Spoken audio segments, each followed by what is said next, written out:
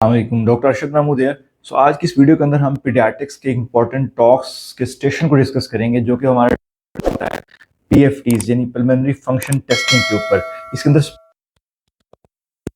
Volumes और flow volume rate और capacities को देखा जाता है और उसकी इंटरप्रिटेशन हमसे मांगी जाती है कि आपके पेशेंट के अंदर ये जो फाइंडिंग्स आ रही हैं ये क्या है। मोस्टली इस पर हमसे पूछा जाता है कि पेशेंट को अंदर किस टाइप की डिजीज है, क्या इसको obstructive type of lung disease है या restrictive type of lung disease है। सो पल्मोनरी फंक्शन टेस्टिंग परफॉर्म करने के लिए हम स्पायरोमेट्री का यूज करते हैं और स्पायरोमेट्रीज के जरिए हम डिफरेंट लंग्स के वॉल्यूम और कैपेसिटीज को मेजर करते हैं। लंग की बेसिकली दो तरह की डिजीज होती हैं, एक होती है ऑब्स्ट्रक्टिव लंग डिजीज और एक होती है restrictive lung disease. Obstructive lung disease के अंदर डेफिनेटली हमारा इशू ये होता है कि लंग जो है वो प्रॉपर्ली अपनी जो एक्सलेशन यानी एक्सपायरेशन को परफॉर्म नहीं कर पा रहा, उसके अंदर ऑब्स्ट्रक्शन है, like asthma, like cystic fibrosis, like bronchiectasis, like COPD. जबकि restrictive type of lung disease वो डिजीज होती है इसके अंदर लंग जो है वो प्रॉपर्ली अपने अंदर एयर को इनहेल नहीं कर रहा, प्रॉपर्ली वो एक्सपैंड नहीं हो रहा। तो इसमें तीन जगह पे मसला हो सकता है, या तो लंग के अंदर मसला है, जैसा कि लंग के अंदर हो सकता है पल्मोनरी फाइब्रोसिस, एस्बेस्टोसिस, सिलिकोसिस वगैरह, जो लंग की पल्मोनरी पैरेन्काइमल डिजीज होती हैं वो हो सकती हैं। सेकेंडली जो हमारा जो स्ट्रक्चर है लंग के इर्द गिर्द यानी हमारी चेस्ट की जो शेप है उसके अंदर इशूज हो सकते हैं, लाइक कैफोस्कोलियोसिस या फिर बहुत सीवियर ओबेसिटी जिसकी वजह से लंग प्रॉपर्ली एक्सपैंड नहीं हो पा रहा। और थर्ड, जब हमारे मसल्स के इश्यूज होंगे तो डेफिनेटली उसके अंदर भी लंग प्रॉपर्ली एक्सपैंड नहीं कर पाएगा, जैसा कि जीबीएस हो गया, पोलियो हो गया या फिर स्पाइनल मस्कुलर एट्रोफी होगी, तो उसके अंदर भी restrictive type of lung pattern होता है। अब हम प्रैक्टिकली देखते हैं कि किस तरह के ग्राफ हमारे एग्जाम में आते हैं और हमने कैसे उनको इंटरप्रेट करना है। सबसे पहले आपको ये डिफरेंट कर्व्स नजर आ रही हैं, तो ये नॉर्मल एक जो है हमारी स्पायरोमेट्री की ग्राफ पैटर्न है। इसके अंदर आपको ये वॉल्यूम्स नजर आ रहे हैं और यहाँ पे आपको कैपेसिटीज नजर आ रही हैं और ये डिफरेंट लंग्स के पैटर्न है। सो इसको स्पायरोमेट्री परफॉर्म करने के लिए सबसे पहले पेशेंट एक डीप इंस्पायरेशन करता है और उसके बाद फुल एक्सप्रेशन करता है। तो इस एक्सप्रेशन के दौरान हमें डिफरेंट लंग के वॉल्यूम और कैपेसिटी नजर आते हैं। वॉल्यूम और कैपेसिटी में डिफरेंट क्या है कि कैपेसिटीज के अंदर जब दो वॉल्यूम लंग के मिलते हैं तो एक कैपेसिटी बनती है। लंग के वॉल्यूम्स कौन कौन से होते हैं, इसके अंदर इंस्पायरेटरी रिजर्व वॉल्यूम है, वाइटल जो है जो वॉल्यूम्स है उसके अंदर इंस्पायरेटरी रिजर्व वॉल्यूम है, टाइडल वॉल्यूम है, एक्सपायरेटरी रिजर्व वॉल्यूम है और रेजिडुअल वॉल्यूम है। जबकि कैपेसिटीज की बात करें तो उसके अंदर हमारे पास इंस्पायरेटरी कैपेसिटी है, फंक्शनल रेजिडुअल कैपेसिटी है, टोटल लंग कैपेसिटी और वाइटल कैपेसिटी है। जो दो बहुत इंपॉर्टेंट फिगर्स हैं जो हमें याद रखनी है और जो हमारे आगे प्रैक्टिकली हमारे काम आएंगी, वो है हमारी FEV1 और हमारा है FVC। FEV1 stand for force expiratory volume V1। जब पेशेंट फुल इंस्पायरेशन के बाद जब एक्सपायरेशन करता है तो 1 सेकंड के अंदर जितनी भी वो एक्सपायर करता है गैस, वो उसका फोर्स एक्सपायरेटरी वॉल्यूम V1 है। जबकि फुल इंस्पायरेशन के बाद जब फुल एक्सपायरेशन करता है तो जितनी भी वो एक्सपायर गैस करता है वो टोटल जो गैस है वो एक्सपायरेशन वो FVC है। यानी FV1 जो है वो 1 सेकंड के अंदर है, जबकि FVC जो है वो टोटल जो एक्सपायरेशन है, जो टोटल एक्सपायरेशन है उसके अंदर होती है। सो ये दो वैल्यूज बहुत इंपॉर्टेंट है।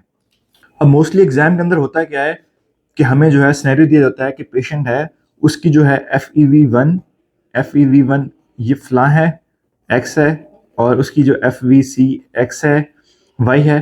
तो आप हमें बताएं कि पेशेंट जो है ये क्या है, क्या ये obstructive type of lung disease है या restrictive type of lung disease है। तो हमें ये बताना होता है कि पेशेंट को किस टाइप ऑफ लंग डिजीज है। जैसे मैंने पहले बताया था कि obstructive type of lung disease के अंदर इशू ये होता है कि पेशेंट प्रॉपर्ली गैस को एक्सपायर नहीं कर पा रहा, तो डेफिनेटली उस केस के अंदर जो हमारी FEV1 है वो कम हो जाती है, जबकि FEVC जो है वो नॉर्मल रहती है। जबकि restrictive type of lung disease के अंदर कोई ऑब्स्ट्रक्शन का एलिमेंट नहीं होता, सो FEV1 इस केस के अंदर जो है वो नॉर्मल होती है। और चूंकि लंग प्रॉपर्ली खुलते नहीं है, एक्सपैंड नहीं होते, तो उस सूरत में जो टोटल लंग का वॉल्यूम है वो कम हो जाता है, तो FVC जो है वो डिक्रीज हो जाती है। सो इसमें हम क्या करते हैं कि हम रेशो निकालते हैं पेशेंट की FEV1 ओवर FVC। ठीक है, नॉर्मली पीडियाट्रिक एज ग्रुप के अंदर जो रेशियो है नॉर्मली मोर देन 85% है। सो अगर आपके पेशेंट की जो FEV1 टू FVC रेशियो है तो ये मोर देन 85% है, तो पेशेंट आपका नॉर्मल हो सकता है, या फिर उसको जो है वो restrictive type of lung disease होगी, रिस्ट्रिक्शन की लंग डिजीज होगी, obstructive type of lung disease नहीं हो सकती। जब आपकी ये रेशियो है ये लेस देन 85% होगी तो उस पेशेंट के अंदर FEV1 कम है, उस पेशेंट के अंदर ऑब्स्ट्रक्शन है एयर फ्लो की, तो उस पेशेंट को जो है वो obstructive type of lung disease है। सो सिनेरियो में आपको जब ये रीडिंग दी गई तो आपने इनको डिवाइड करना है और आपने देखना है कि आपकी फाइनल वैल्यू क्या आ रही है। अगर 85% से ये कम आ रही है तो आपकी obstructive type of lung disease है, अगर ये 85% ज्यादा आ रही है तो पेशेंट को या तो नॉर्मल होगा या फिर पेशेंट को restrictive type of lung disease होगी। नेक्स्ट सिनेरियो जो एग्जाम में आ सकता है आपको स्पायरोमेट्री पे, वो होता है हमारा लंग के फ्लो वॉल्यूम लूप्स का। ये एक normal volume lung flow volume loop है। इसके अंदर आप देखें तो आपको यहाँ पे वाई एक्सिस नजर आ रहा है और यहाँ पे आपको एक्स एक्सिस नजर आ रहा है। वाई एक्सिस पे आपको जो ऊपर वाला पार्ट है वो एक्सपायरेशन का है, जो नीचे वाला पार्ट है वो इनहेलेशन का है, ठीक है। और आपको इसके एक्सिस के ऊपर आपको जो है वॉल्यूम नजर आ रहा है लंग का। लंग यहाँ से शुरू करता है काम अपना, यहाँ से इंस्पायर करना शुरू करता है, इसके अंदर गैस आती है, इसका वॉल्यूम बढ़ता रहता है, ठीक है। और यहाँ पे ये टोटल लंग कैपेसिटी अपनी अचीव कर लेता है। यहाँ से ये एक्सपायर करना शुरू करता है और यहाँ तक ये मुकम्मल एक्सपायर करता है। जब पूरा एक्सपायर कर लेता है तो यहाँ पे रेजिडुअल वॉल्यूम बच जाता है। अब नॉर्मल जो ये जो कर्व है, ये फ्लो वॉल्यूम लूप कर्व है, इसके अंदर नॉर्मल जो अगर इंस्पायरेशन देखें तो बिल्कुल ये कनकेव और स्मूथ है, इसके दोनों लिम्ब जो हैं वो दोनों पार्ट हैं इक्वल हैं। जबकि एक्सप्रेशन की आप बात करें तो एक्सप्रेशन में शुरू का पोर्शन बड़ा स्टीप है, ये रैपिड जो है एक्सपायर करता है, उसके बाद स्लो स्लो एक्सपायर करता है। सो ये एक नॉर्मल पैटर्न है लंग का, ये long normal flow volume loop है।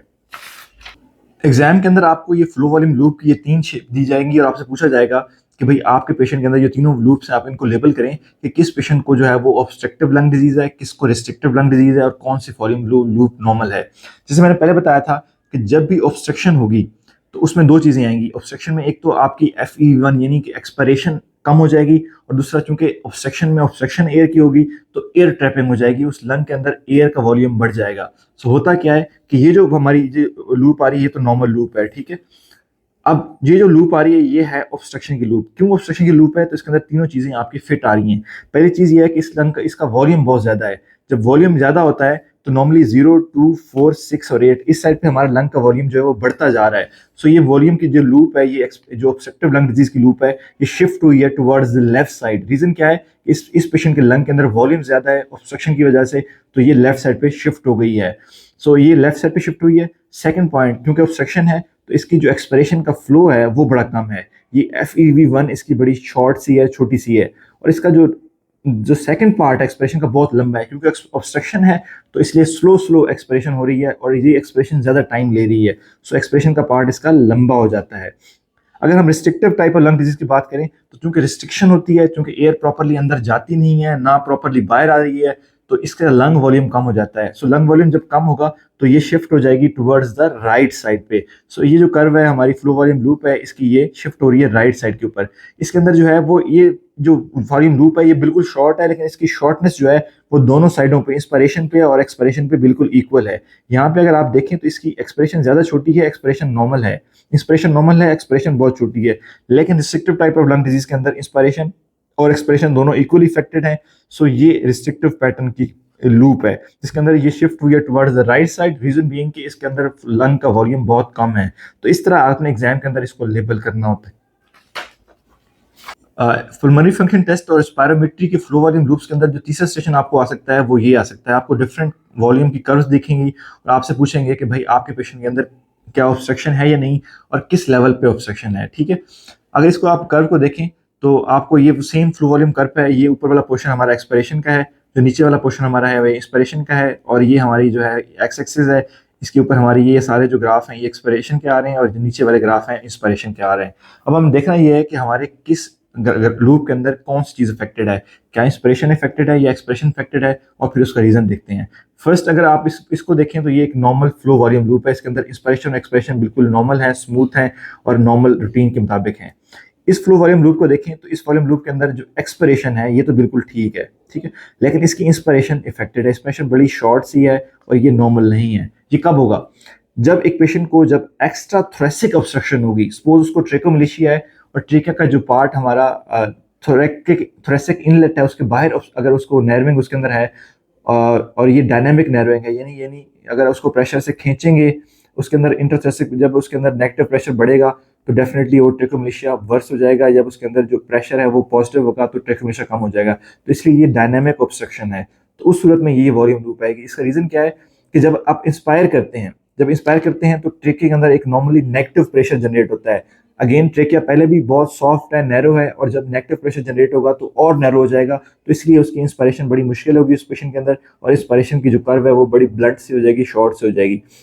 एक्सपिरेशन के अंदर चूंकि हमारा जो है वो नॉर्मली क्या होता है कि लंग जो है जब एक्सपायर करता है तो ट्रेकिया के अंदर जो है वो पॉजिटिव प्रेशर आ जाता है, क्योंकि एक्सपायर एयर जब फेफड़ों से बाहर निकलती है तो वो प्रेशर के साथ निकलती है। सो वो जो ट्रेकोमलेशिया की नर्विंग है उसको वो कम कर देगी, तो एक्सपिरेशन इसके अंदर नॉर्मल आती है।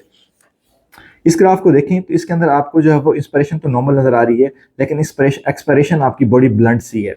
सो ये जो ग्राफ है ये टिपिकली आता है जब आपकी जो है वो इंट्राथोरेसिक पोर्शन के अंदर आपकी जो डायनामिक ऑब्स्ट्रक्शन होगी, तो आपका ये ग्राफ आता है। रीजन क्या होता है, सपोज एक पेशेंट है जिसके लंग के अंदर इंट्राथोरेसिक पोर्शन के अंदर जब वो नर्विंग हुई हुई है, उसको इंट्राथोरेसिक पोर्शन ऑफ ट्रेकिया जो है वो है उसका उसको ट्रेकोमलेशिया हुआ है।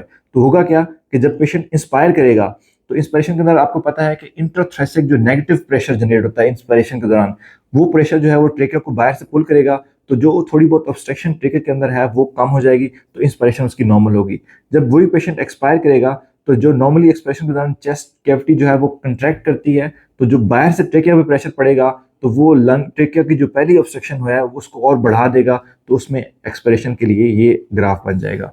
अगर तो पेशेंट की ऑब्स्ट्रक्शन वो फिक्स ऑब्स्ट्रक्शन है, ठीक है, ये जो सारे ग्राफ हैं ये अपर एयरवे ऑब्स्ट्रक्शन को शो कर रहे हैं, तीनों ग्राफ जो हैं ये अपर एयरवे ऑब्स्ट्रक्शन को शो कर रहे हैं। अपर एयरवे क्या होता है, हमारे जो मेन ब्रोंकाई है वहां तक का जो एयरवे है, यानी ट्रेकिया, लेरिंग्स, ट्रेकिया और मेन ब्रोंकाई तक, वो हमारा अपर एयरवे होता है। तो ये तीनों ग्राफ उस ऑब्स्ट्रक्शन को शो कर रहे हैं। अगर तो हमारी ऑब्स्ट्रक्शन जो है वो अपर एयरवे की फिक्स ऑब्स्ट्रक्शन है, सपोज पेशेंट को ट्रेकियल स्टेनोसिस है, तो उसमें ये वाली वॉल्यूम लूप आएगी। इसके अंदर इंस्पिरेशन और एक्सपिरेशन दोनों इफेक्टेड होंगी और इक्वल इफेक्टेड होंगी, क्योंकि इस पे इफेक्ट जो है वो थोरेसिक प्रेशर का या जो इंट्राट्रेकियल प्रेशर है उसका इफेक्ट नहीं होगा।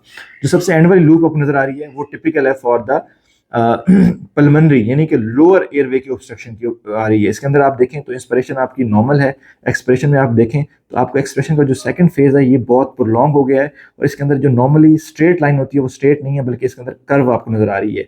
सो ये टिपिकल है for the lower airway obstruction. जो एस्थमा है, सीओपीडी है, सिस्टिक फाइब्रोसिस है, उसके अंदर टिपिकली आपको ये वाली कर्व आएगी। जो थर्ड सिनेरियो ये आपका एग्जाम के अंदर आपको आ सकता है। Thank you.